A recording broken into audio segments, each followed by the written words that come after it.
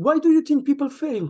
There are many reasons why people fail. One of the reasons people fail is because most people operate with only 3 levels of actions. The first level of action is actually no action at all. People have wishes, goals, ambitions, but they don't take actions, or they don't take enough actions.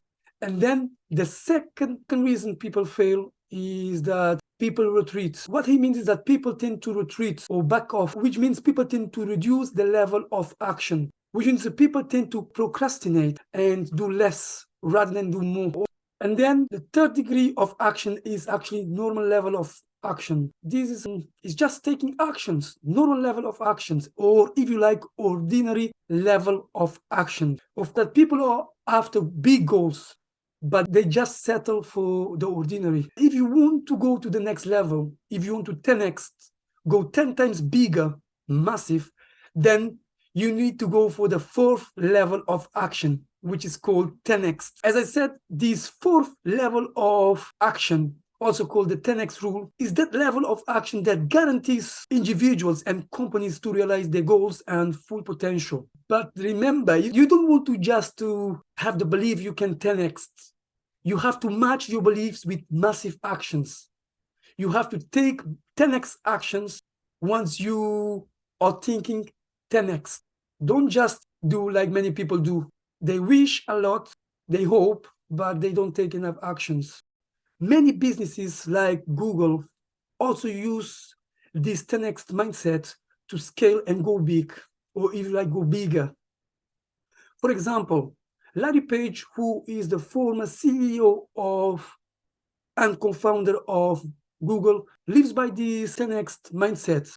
One difference between ordinary companies and extraordinary companies like Google is that most companies would be happy to improve their product by 10%, win some market shares, and crush the competitors, but not Google. Google lives and breathes the 10x mindset. They love going 10 times bigger. They love scaling. They don't want to crush the competitors. They don't want to just to earn market shares like many ordinary companies do. That's exactly what 10x thinkers do. They prefer to go to the extraordinary thinking, which is 10x their income, 10x the business. These thinkers challenge the status quo and demand their teams and people who work for themselves to rethink assumptions and conceptions about money, about what's possible and not possible. Even if you achieve only 60% of your 10x goal, you will have grown your team and your business, and probably learn some important things about yourself along the way. But you might be asking, Sam, how do I apply the 10x thinking in my life or in my business? And I would tell you that in business, for example, the way you apply the 10x thinking is to choose a very important goal you set for your company or for your business, or if you like, for your sales teams, and then multiply it by 10%.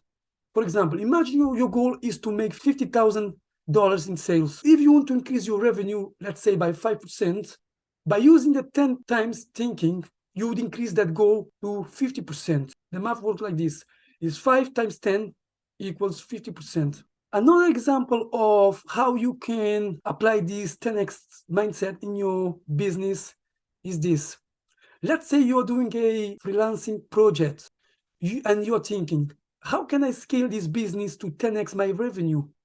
To scale this business, you want to ask yourself and even your team, how can we automate this business so we can have more free time and create more profit, and also more freedom to the team so they can work on high income projects?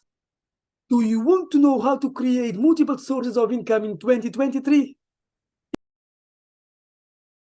If so, watch this video coming on your screen.